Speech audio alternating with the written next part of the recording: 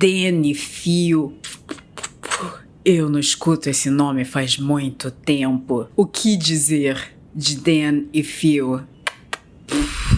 Era o verão de 2010, o ano em que ganhei o meu primeiro iPod Touch, e foi quando eu comecei a utilizar bem mais o YouTube, porque eu tinha a facilidade e a privacidade de assistir YouTube no meu iPod Touch, já que eu não tinha celular e só tinha o computador da sala e eu não tinha um notebook. Eu ganhei um notebook um ano depois.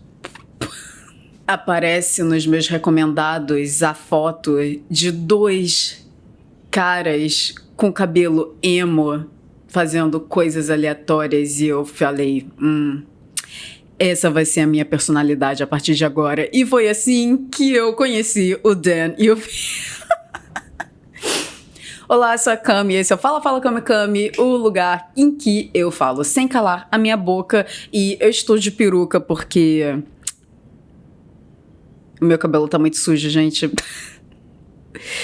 E eu relembrei, agora eu tô com cabelo turquesa, eu tenho aquela peruca azul, eu quero ver como eu fico com essa peruca. Só que a minha memória deu um bug muito bizarro, porque eu claramente lembrava na minha cabeça que essa peruca era próximo da cor do meu cabelo, a cor dessa menina na minha camisa, só que não, é bem azul, eu ia falar azul menta, mas não é isso que eu tô pensando, azul acinzentado, sei lá, tem nada a ver, mas eu queria gravar esse vídeo hoje, porque hoje é quarta-feira, e pra quem não sabe, Fala Cami Cami sai toda sexta, e se eu deixasse pra gravar esse episódio quinta, eu ia falar sobre South Park, eu ia ignorar o Dan e o Phil, ia falar sobre South Park, então não, eu vou gravar isso na quarta-feira, com o cabelo sujo mesmo, então eu botei uma peruca pra eu ficar um pouquinho mais apresentável pra Fala Cami Cami, já que em tantos episódios Fala Cami Cami tava ó, então eu falei, não, eu vou tentar pelo menos fazer uma leve maquiagem, botar um óculos legal, uma peruca minimamente ok. Por que eu tô falando dos youtubers Dan Howell e Phil Lester, dois youtubers britânicos em que, desde o início da carreira deles, eles começaram a fazer vídeos juntos e se tornou uma dupla, Dan e Phil, e eles são gigantescos, eles, ambos são youtubers assim, OGs assim, que iniciaram o que se tornaria a carreira de ser youtuber, ambos eu acho que começando sua carreira por volta de 2008, 2009, muito cedo, e o motivo de eu estar falando sobre eles é porque, literalmente, há 2 dias atrás, mais ou menos, 2 dias atrás, eles vieram à frente anunciar em que, sim, ambos estão em um relacionamento e, sim, eles namoram basicamente desde o início, assim, desde quando eles se conheceram, eles já começaram a namorar e rapidamente morar juntos, então sempre foi um relacionamento romântico, mas eles só estão vindo à frente falar sobre isso no ano de 2025 e anunciar que eles estão no relacionamento há 16 anos.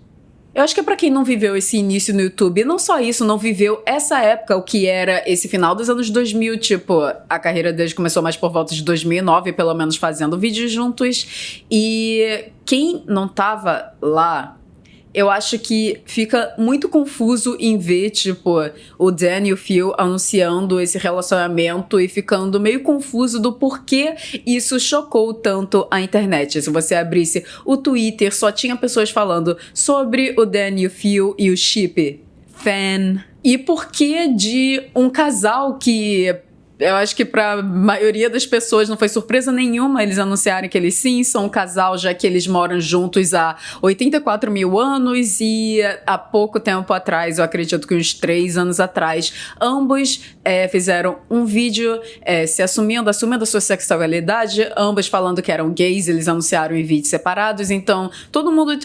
Quem até naquela época, né, alguns anos atrás, se alguém tinha alguma dúvida no momento que eles fizeram seu anúncio e revelação da sua sexualidade, todo mundo já sabia, tá, ok, eles moram juntos há tanto tempo, todo mundo sabe que eles estão no relacionamento. Mas enfim, o choque do Dan e o Phil vir à frente e anunciar, falar, claramente fazer um vídeo, não só anunciando qual é o seu status de relacionamento de ambos, mas eles fazerem esse vídeo contando um pouco, né, de como foi a história deles, como foi viver essa vida pública como youtuber, que na época era algo tão novo, e ter a sua vida privada, basicamente, tipo, ter a sua privacidade invadida constantemente e contar como foi essa vivência pra finalmente agora, nós 2025, tá anunciando que sim, eles estavam namorando. Só dá pra entender o quanto isso é chocante e faz todo sentido isso ter irritado tanto na internet, contando o contexto da vivência na internet e a vivência no geral do final dos anos 2000. E eu, como pessoa velha, apesar que em 2009 eu tinha 10 anos, mas eu já tinha consciência, eu posso contar pra vocês do porquê Fan, Dan e o Phil anunciarem o seu relacionamento, que sim, eles estão no relacionamento, é muito importante para a história da internet, representatividade LGBT. Então, se você nessa época estava nascendo ou nem tinha nascido ainda, meu Deus, eu vou explicar todo o impacto disso para vocês. Onde começar? Eu já falei um pouco, né, sobre o Dan e o Phil, ambos youtubers da Inglaterra, em que faziam... o estilo de vídeo dessa época era muito tipo... story time, contar uma história, uma experiência, alguma coisa, só ligar a câmera, falar sobre, eu trabalhava na tal loja e aconteceram essas coisas. Esse tipo, o YouTube era uma época muito mais simples no ano de 2009 e a ideia youtuber era algo que, apesar da época já existir, não era algo muito concretizado na cabeça das pessoas, porque a gente já tinha canais bem assim estabelecidos nessa época de 2009, lembrando que o YouTube foi lançado, acredito, em 2005. Esses vídeos do Fala Fala Kami Kami, eu não faço pesquisa antes, tá? Literalmente, eu falando coisas na minha cabeça, mas como eu tenho experiência em se viver, crescer cronicamente online nessa época, eu posso contar a partir das minhas experiências, mas super aceito correções nos comentários se eu falar informações erradas, como, por exemplo, o ano que o YouTube foi lançado, que eu acredito que foi 2005. Então, 2009, já tinha alguns anos que o YouTube estava bem estabilizado, muitas pessoas começaram a utilizar o YouTube para conseguir postar vídeos na internet, porque essa ideia de publicar vídeos na internet era algo novo. Eu acho que as pessoas não entendem, tipo, a gente tem muito essa consciência de surgimento de novas redes sociais, constantemente sempre vem surgindo novas redes sociais, isso é algo que eu acredito a maioria de vocês já experienciaram, tipo, lançamento de alguma coisa nova, mas na época tava tendo um lançamento de atividades, tipo, culturalmente a experiência das pessoas na internet estava se transformando, já que a internet na época era muito mais precária, então até a ideia de publicar vídeos na internet era algo meio novo. Eu acredito que antes do YouTube muitas pessoas publicavam muita coisa no Newgrounds, que era mais, né, vídeo não, né, tipo animação e flash e jogos. Enfim, isso não é sobre a história da internet esse vídeo. Mas em 2009, como passou alguns anos e que o YouTube já estava um pouco mais estabilizado, nós já tínhamos as primeiras figuras de youtubers, que tinha o canal Smosh, tinha o Fred. O Fred foi o primeiro canal a bater 1 milhão de inscritos, mas eu não acho que foi 2009, eu acho que aconteceu 2000, já na década de 2010, não sei o ano exato, mas essa é a ideia, tipo, os maiores canais da internet toda, os maiores, tipo, criadores de conteúdo, os maiores youtubers nem tinham 1 milhão de inscritos ainda. O tamanho da internet era muito menor, então essas pessoas que já estavam começando não só a publicar vídeos na internet, mas criar a sua, tipo, perfil, ter a sua identidade, já concretizar o seu estilo de vídeo, eram pessoas muito pioneiras nessa época, em que talvez, por exemplo, o Smosh, antes de criar o seu canal no YouTube, ele já tinha um site que eles já publicavam vídeos no seu site, e eles, esse vídeo não é sobre o Smosh, mas uma curiosidade, o Smosh, eles postavam vídeos no site deles, aí alguém roubou o vídeo e publicou no YouTube, e no YouTube ganhou muito mais view, obviamente, do que no site deles, tipo, viralizou no YouTube, eles, tipo, caraca, a gente tem que começar a usar esse tal site aí, o que é YouTube? Esse era o nível na internet da época. E o Dan e o Phil foram muito pioneiros desse outro lado do YouTube, já que a minha cabeça separa muito o YouTube americano e o YouTube britânico, que o americano trazia muito mais essa coisa, muito mais, tipo, quase uma sketch de comédia, era algo muito mais planejado, tinha roteiro, isso já pensando no contexto já 2009, 2010, né? Tinha roteiro, tinham personagens construídos, tipo Smosh era assim, Fred era assim, Shane Dawson, que já tava na época também, era assim, com personagens e historinhas e roteiro, essas coisas, enquanto o YouTube britânico era muito mais essa coisa de personalidade, você não ser personagem, você ser você mesmo e contar experiências da sua vida, algo específico, algo que aconteceu na escola, algo que aconteceu no trabalho, coisas assim da sua vivência, mas que talvez as pessoas possam se identificar, já que era muito essa experiência de blog, só que ao invés de ser escrito, né, blog já era algo muito popular na época, ao invés de uma versão escrita, um artigo de experiências da sua vida em qualquer nicho que for, você trazer isso para uma versão em vídeo, apesar que tudo era muito assim, muito natural, não era nada planejado, não era como se fosse o Dan e o Phil, assim, tipo, como a gente vai viralizar? Tipo, porque essa ideia de viralizar e bombar na internet, assim, não era algo que passava muito na cabeça das pessoas, foi algo que foi crescendo depois, acredito, muito mais na década de 2010, que essa ideia de youtuber e ganhar seguidores e ganhar influência foi crescendo muito mais, principalmente nessa ideia de criador de conteúdo, porque já tinha pessoas que já tinham blogs, tinha pessoas que tinham sites, tinha pessoas que tinham perfis em redes sociais da época como MySpace, que estavam ganhando essa influência, mas as pessoas ainda não tinham conectado, tipo, vídeo e a sua presença falando com as pessoas, tipo, aqui eu e você esse contato versus essa ideia de publicações, texto, foto, as coisas não estavam, tipo, ainda, sabe? Então, o Dan e o Phil foram muito pioneiros nessa versão do YouTube de ser você mesmo e contar coisas da sua vida e ter esse contato pessoal com o seu público.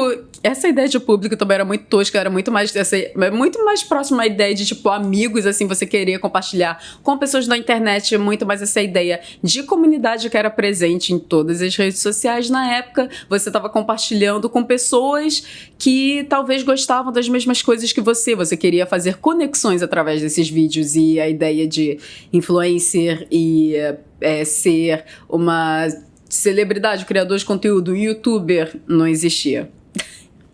E isso se torna muito claro, já que o Phil, ele começou a postar vídeos na internet antes mesmo do Dan, e o Dan já falou isso em vários vídeos. Gente, eu sou muito fã.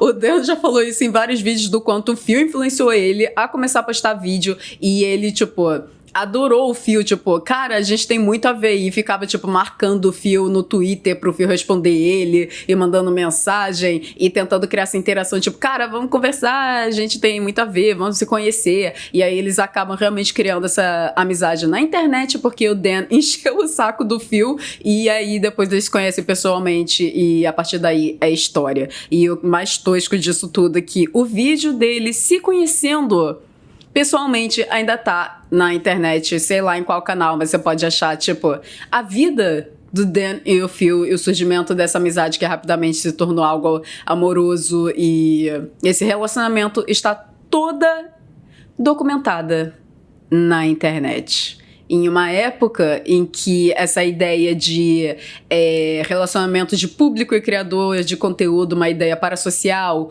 ou essa ideia de impor limites com a sua comunidade, essa ideia de ser contra a invasão de privacidade, julgar pessoas que tentam, né, fazer leak, achar informações privadas e vazar as coisas, tipo, nada disso existia. Então, tudo que dava pra passar de perrengue de ser um criador de conteúdo, o Phil e o Dan... É engraçado, eu falei a ordem errada.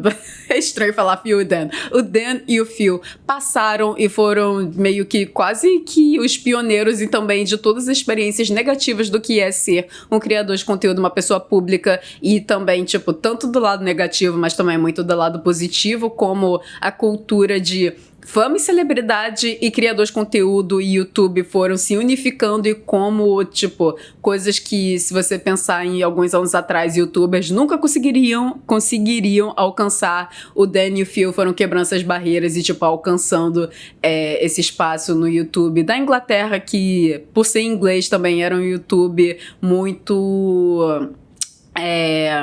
muito influente no YouTube global, apesar que meu cérebro divide muito o YouTube da Inglaterra e o YouTube americano, mas obviamente um influenciava o outro, mas acredito que se a gente sentar e estudar a história do YouTube, ambos foi um pouco diferente. Enfim, mas o que isso tudo tem a ver com o impacto do Dan e do Phil vir à frente no ano de 2025 anunciarem seu status de relacionamento, avisando assim que eles namoraram esse tempo todo e por que isso é tão impactante até hoje em dia. E por que, né, eu acredito que muitos de vocês estão se perguntando, tipo, por que carambolas eles só não anunciaram isso antes? Por que só anunciar agora?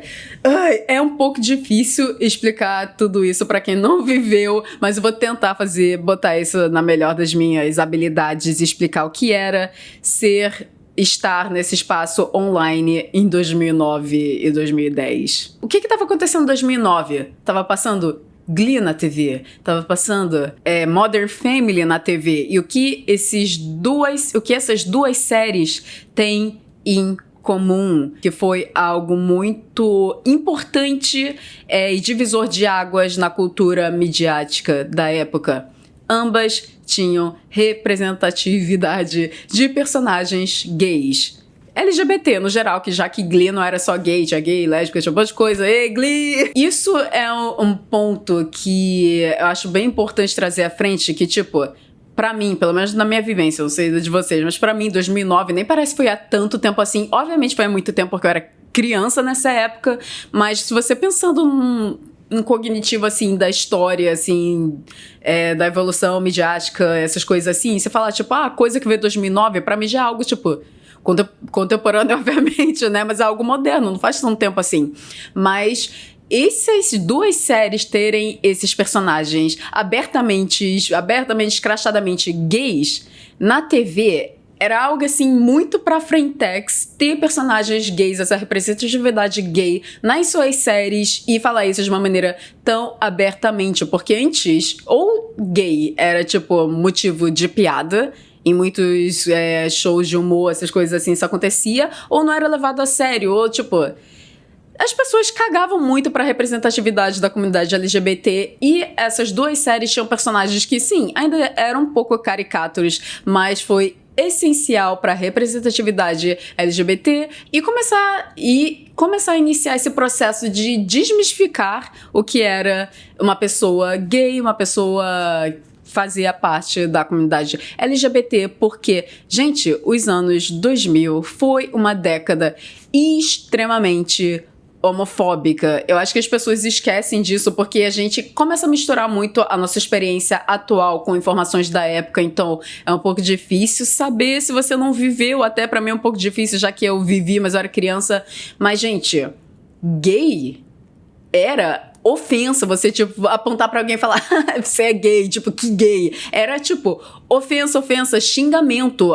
O xingamento mais comum no YouTube, se você abrisse o YouTube e abrisse a aba de comentários, todo vídeo estaria, nossa, que gay. E, tipo, de uma maneira muito ofensiva. Gay era algo ofensivo, muito mal visto. E, tipo, era um xingamento pra além de chamar a pessoa, tipo, nossa, você é gay. É mais um xingamento pra tudo. Se algo ruim era sinônimo de gay. E tem até aquele vídeo da... Eu ia falar Lindsay Lohan, não é? É da Lizzie McGuire. Eu esqueci o nome da atriz da Lizzie McGuire, que ela faz uma propaganda... Cara, eu esqueci a palavra, mas tinha muita dessas propagandas, tipo, de orientação pra...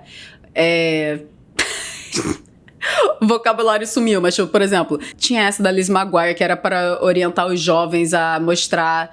orientação mesmo, como homofobia é algo ruim. Tinha muitas outras coisas, eu esqueci a palavra. Tem um termo para esses vídeos de orientação, que é muito usado e eu esqueci total. Mas enfim, isso só pra mostrar o quanto a galera, e não só a galera velha, a galera jovem nessa época tinha a mentalidade muito, muito homofóbica, machista, racista, tudo, era o pacote completo. Não é à toa que a internet nessa época foi o surgimento, assim, tipo, de dark humor, edgy humor, que é esse humor negro, né, essa ideia completamente radical de pensamentos e a grande maioria essa radicalização para pensamentos muito, muito cabeça fechada e todos os preconceitos possíveis. Era uma época muito tosca, então ter esses dois youtubers, esse vídeo sobre o Dan e o Phil, né? Mas também um pouco sobre a história da internet. Ter esses dois youtubers que ambos já eram,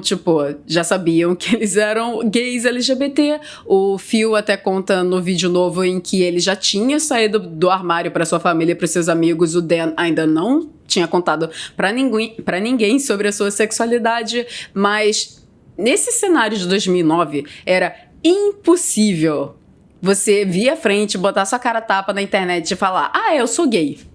Isso não existia. E eu acho que é um conceito tão bizarro, porque nós já tínhamos personalidades nessa internet, como, por exemplo, o Jeffree Stars. O Jeffree Stars, outra curiosidade pra quem não sabe, ele começou a sua carreira no MySpace como uma sim queen. O cara fazia maquiagens e tutoriais, ele tinha até marca de maquiagem na época, tudo isso 2007, 2008, 2009. E o cara não via à frente pra falar que ele era gay. Esse era o nível da internet na época,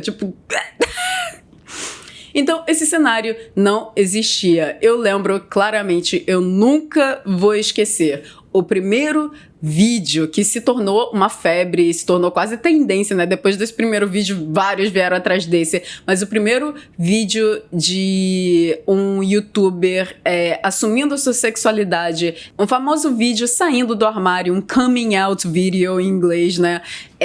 Foi em 2013, posso estar errada aí, datas é um problema pra mim. Em 2013, em que o queridíssimo Troye Sivan, é assim que fala, né? Queridíssimo Troye Sivan postou um vídeo assumindo que ele era gay. Em 2013. Foi o primeiro e logo depois dele, muitos youtubers que escrachadamente era muito gay, mas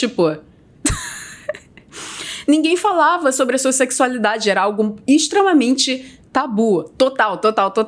Aí o Troye Sivan foi o primeiro, o pioneiro, ele teve a coragem de falar sobre esse assunto, falar sobre a sua sexualidade, porque era algo que era, obviamente, fazia muito parte da vida dele, mas ele não podia falar publicamente em lugar nenhum. Isso era muito bizarro. Gente, 2013 foi ontem, what? Aí tem até essa foto. Eu posso saber pra vocês, eu vou botar na edição, mas eu quero olhar pra foto porque é muito bizarro. Aqui, olha que bizarro. Eu acredito que essa foto foi tirada antes do vídeo do Troye Sivan assumindo sua sexualidade, mas literalmente, olha pra essa imagem. Todos agora são assumidos abertamente gays, mas na época eles não podiam falar sobre a sua sexualidade. Eu acredito que o único que era assumido é o Tyler Oakley, que é o segundo da direita. O segundo da direita pra esquerda, o com cabelo platinado, era o único que era assumido, e ele só era assumido porque ele já era assumido na sua vida pessoal e ele nunca, eu acho que assumiu, falar assim, não, eu não sou gay, porque, gente, todos faziam isso, tá? Ou quase todos. Eu lembro claramente que o Dan fazia tudo isso, ele fazia era muito comum fazer live no YouNow na época. Isso, gente, entrega muita idade. Mas todos, negavam a sua sexualidade, negavam que eles eram gays, e agora você olha pra essa imagem, e você pensa, cara, quem eles estavam tentando enganar? Mas na época o povo realmente ou não realmente acreditava, ou era um assunto tão tabu que as pessoas só ignoravam, olhava pro lado, fingia que não tava ali. É uma época muito estranha de falar sobre no contexto de hoje em dia, já que a gente tem tanta representatividade, tanta mídia LGBT, tanta coisa, mas literalmente ontem, 2010, 2011, 2012... falar sobre sexualidade era tabu, total. Principalmente se você era, um youtuber. Eu sinto que talvez no meio de celebridades acontecia até mais, né? Celebridades vindo à frente sobre a sua sexualidade. Eu não lembro, mas mesmo assim, se você falasse abertamente sua sexualidade, você era totalmente renegado. Tá, agora você é o gay. Qual é a sua personalidade? Você é gay, Ai, era muito louco, eu não sei nem expressar sobre isso, gente, que maluquice. Aí eu fico olhando pra essa foto, caraca, uau, era outra época.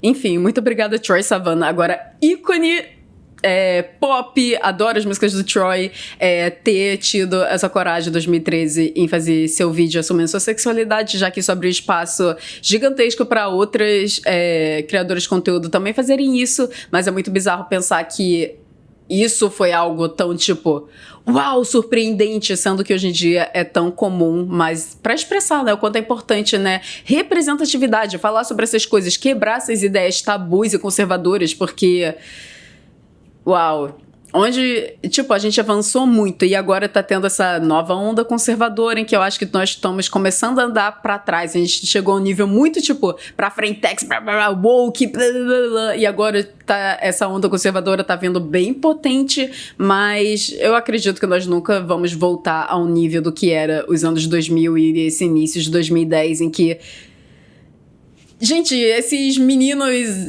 jovens adultos, claramente, assim, tipo, não podiam falar sobre essa sexualidade, gente, que triste.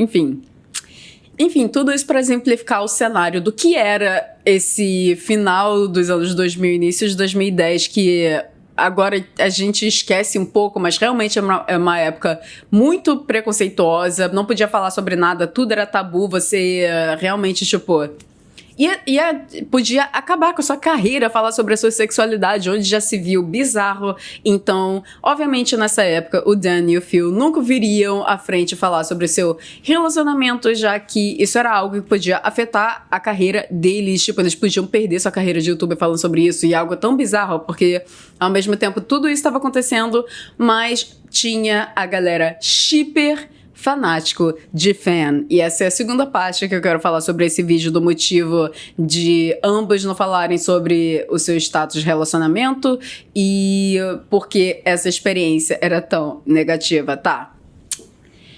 Eu não sei se vocês conseguem imaginar o nível de fanatismo que acontecia entre a galera shipper de fan. Fan é o ship Dan e Phil, que junta Dan, Phil, Dan, fan.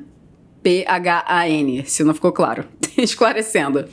Mas foi a minha primeira experiência que eu tive com shipper e também shipper de pessoas reais, né? Não é ship de personagens fictícios, mas até, tipo, eu acho que foi a minha primeira experiência de ship e fanatismo foi com fan, porque até mesmo das coisas que eu assistia, tipo, assistia anime, sei lá o quê, eu nunca tinha caído no lado shipper dos fandoms e eu só conhecia os chips, tipo, dos chips do anime, tipo, que era o casalzinho, o protagonista e a garota, tipo, eu só acompanhava isso, nem passava pela minha cabeça o universo shipper que estava acontecendo na internet, na época, principalmente no Tumblr. Então, Fan me apresentou esse lado e eu acho que vocês não conseguem imaginar o quão fanático e sem noção as pessoas eram. Obviamente, hoje em dia tem muitas pessoas shipper fanático. Eu acho que um chip que vem claro na minha mente de chip de pessoas reais que chegou desse fanatismo foi o Dream Not Found, né? Que foi o chip do Dream com George Not Found. Mas na época, eu diria que era até pior do que hoje em dia. Eu acho que hoje em dia só chegou a esse nível por conta da pandemia, que as pessoas surtaram, nível como era surtado naquela época. Mas naquela época era muito bizarro, porque essa ideia de limites e privacidade não existia. Não existia no momento que você publicava da sua vida na internet. As pessoas se sentiam, tipo, intituladas, tipo, você escolheu postar sobre a sua vida na internet, eu mereço saber, porque você já tornou público, então eu tenho o direito de ir atrás e achar coisas privadas em que você não queria postar, mas você é uma pessoa pública e tem o direito de saber tudo da sua vida. Tipo, por que você tá me negando de saber com quem você tá saindo? Era esse o pensamento. Cara, eu fico, tipo, maluca. Eu tô com um pente aqui porque eu tô com peruca, por isso tá fazendo barulho. Cara, era outra época, então tudo se tornou ainda mais difícil ao redor da relação do Dan e do Phil, porque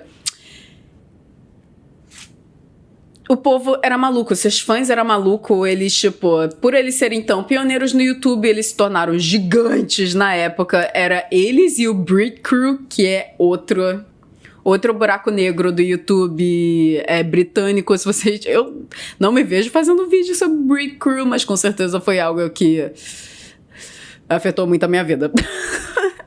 Mas o povo, gente, era fanático. O nível de maluquice de pessoas invadindo a privacidade, de coisa de tipo, o povo... Aí tem o normal, né, que já aconteceu com um bando de youtuber. Vazar endereço, o povo ir pra casa deles, o povo stalkear lugares em que eles costumavam ir atrás, ir pessoalmente, e vazar informação, pesquisar informações de família. Eu acho que isso é o pacote básico de quando você cria uma fanbase surtada. Essas coisas vão acontecer. Quando você estimula, né, esse convívio parasocial, essas coisas sempre acontecem, mas a diferença do Dan e do Phil, que era essa comunidade parasocial da época versus agora, que eu acho que agora as pessoas que criam esse fandom parasocial fazem isso de propósito, porque sabem que isso é uma maneira de gerar muito mais dinheiro, gerar uma comunidade muito mais engajada, fazer as pessoas levarem pro pessoal, tipo, as coisas que acontecem na sua vida pessoal, as pessoas levaram pro pessoal.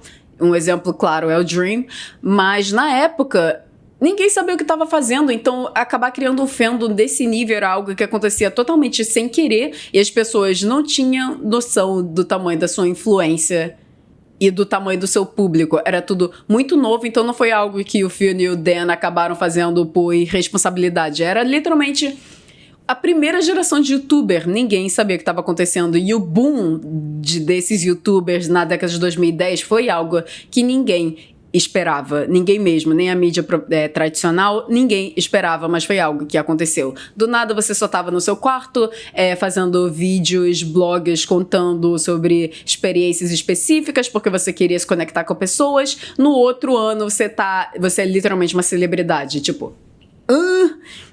Então, se vocês quiserem saber mais sobre experiências específicas, eu super recomendo estarem assistindo o vídeo que o Dan e o Phil postaram revelando sobre o seu relacionamento, mas contando como foi essa experiência de manter esse relacionamento em segredo. Vale a pena, eu acredito que esse ponto já deve ter legenda, o YouTube traduz a legenda da super para assistir. Porque eu não vou saber agora todos os detalhes pra contar pra vocês, porque eu falo cam, eu não faço pesquisa, não lembro. Mas, assim... acaba se tornando uma bola de neve, tipo... eles não podem falar sobre o seu relacionamento porque realmente, tipo, era muito polêmico e tabu assumir um relacionamento gay na época, mas ao mesmo tempo criar essa... qual é o nome? Criar essa ambiguidade do que era o relacionamento deles aumentava o hype ao redor do chip e as pessoas ficavam mais obcecadas e aí... cruzavam mais limites e vazavam mais informações, invadiam mais a privacidade e ainda tinha todo o processo que o Dan estava lidando em que, enquanto tudo isso estava acontecendo, o Dan nem tinha se assumido para sua família, ele nem tinha ele mesmo lidado e aceitado a sua sexualidade, o seu lado queer, tipo... Eu não consigo imaginar o que foi isso pro Dan. E o Phil ter que lidar com isso, que já tinha, tipo... já era assumido, teve que meio voltar pra um... aspas, armário de novo por conta do Dan. E, enfim, gente... maluquice, mas... então, com tudo isso, foi uma vivência tão tóxica em relação a essa obsessão do fandom. Não era todo mundo, mas muitas pessoas do fandom tinham essa obsessão em cima do que era o relacionamento do Dan e do Phil, que todo mundo já tinha aceitado que eles nunca iriam falar sobre seu relacionamento, porque era algo privado deles. Eu acho que a partir dos anos, com a evolução do YouTube, as pessoas começando a criar noção e eles finalmente conseguindo criar esses limites entre eles e a sua comunidade e... processo super complexo do que foi deles conseguirem domar essa comunidade. Foi muito na tentativa e erro, né? Primeira geração de YouTube, ninguém sabia o que fazer, mas eu acho que eles conseguiram alcançar um momento que demorou anos, muitos anos, uma década basicamente, mas eles conseguiram criar uma relação saudável com a sua comunidade e eles como criadores de conteúdo, e todo mundo na comunidade só aceitou que o status de relacionamento deles era algo privado deles e eles nunca iriam falar sobre isso publicamente, já que foi algo tão caótico e tóxico sobre eles e a relação deles com o público. Então todo mundo só aceitou, tipo, ok, Dan e Phil nunca vai assumir o seu relacionamento e tá tudo bem, é do direito deles, eles não precisam falar quem eles estão namorando, eles não precisam falar sobre a sexualidade deles, se eles não quiserem, todo mundo aceitou e tava tudo bem. E aí, em algum momento, alguns anos atrás, ambos decidiram postar o vídeo falando, assumindo que ambos eram gays, vídeos separados, e ainda assim, tipo, não era um momento assim, Finn falando que ambos são gays, tipo, não, era... O Dan postou um vídeo no canal dele, depois o Phil postou um vídeo no canal dele, e a partir daí todo mundo, tipo, tá, ok. Eles estão namorando porque até essa época ainda tinha dúvidas, eu não tinha... Quer dizer, eu tive meus momentos de dúvida, não vou mentir, que chegou um momento, eu lembro, tipo... 2016, 2017, que já tava muito mais normalizado a falar sobre sua sexualidade e youtubers gays que namoravam, tipo, todo mundo já era público, tipo... Foi uma época muito mais tranquila sobre esse tipo de assunto e pra mim eles não terem se assumido naquela época foi tipo... Pô, será que na real eles só são muito bons amigos? Não sei, mas aí quando eles assumiram sua sexualidade eu falei tipo, tá bom. Mas aí eles decidem realmente agora em 2025 assumir o seu relacionamento e falar um pouco como foi o ponto de vista deles sobre toda essa vivência e tal, relacionamento desde a época que eles se conheceram até hoje em dia, morando juntos, e como foi viver toda essa maluquice dessa comunidade, invasão de privacidade e lidar sobre, tipo, a aceitação de sua sexualidade e se assumir e todo esse processo, tipo, eu nunca esperei que eles fossem falar sobre isso publicamente, mas eu acho que isso foi um marco e por isso, chegando à conclusão, por que isso é tão relevante, é que realmente, apesar da gente estar vivendo uma época em que essa onda conservadora está voltando e talvez nós não estamos no melhor momento do que estávamos comparado a alguns anos atrás, mas mesmo com tudo isso acontecendo, ainda existe esse espaço seguro de até o Dan e o Phil conseguirem se assumir e assumir que sim, eles estavam namorando. E tem até um ponto no vídeo que eu acho que o Dan fala que, tipo, com essa onda conservadora voltando, eu acho que agora é o momento mais importante que nunca pra gente falar sobre o nosso relacionamento LGBT e levantar essa bandeira. E isso é tipo, não só agora eles têm o espaço de fazer isso de uma maneira segura, mas eles têm essa questão de querer, tipo, trazer essa representatividade novamente, porque agora, talvez mais importante que nunca, é importante estar falando desses assuntos. E eu fico muito feliz por eles dois, tipo, eu sei lá, não consigo nem explicar, eu nunca pensei com toda essa toxicidade e maluquice que foi fazer parte do fandom do Dan e do Phil. Eu não poderia estar mais feliz por eles dois realmente conseguirem estar falando sobre isso publicamente sem o mundo acabar. Cinema, cara, isso é cinema. Cara, eu acho que eu consegui explicar o impacto desse vídeo, desse anúncio do Dan e do Phil pra vocês. Se não, digam nos comentários. Esse foi um vídeo bem sessão yep, né? Blá, blá, blá, yep, yep, yep, yep. Muitas informações da vivência da internet, o que ter vivido cronicamente online desde o início da internet até hoje em dia. Muita informação, não sei se consegui passar a mensagem direito, mas eu fico muito feliz por eles dois e eu super recomendo vocês assistirem o vídeo, que acredito que agora já deve ter legenda em português, então dê uma olhada, que através das palavras do Dan e do Phil é muito esclarecedor do que foi essa experiência maluca que poucos viveram, mas que ainda bem nós chegamos em um ponto da história em que essa ideia, né, de relacionamento parasocial de público e criador de conteúdo tá muito mais melhor construída, e como isso é tóxico e como isso pode, tipo, tanto afetar negativamente a vida do criador de conteúdo, mas também afeta negativamente a vida do público, de ter essa relação extrema e tóxica. Tipo, nós estamos numa fase muito melhor da internet, mesmo que com os algoritmos a onda de essa ideologia conservadora tá voltando muito forte, muita desinformação, mas ainda assim nós temos que levantar nossas bandeiras e falar que, tipo, nós não vamos deixar essa falta de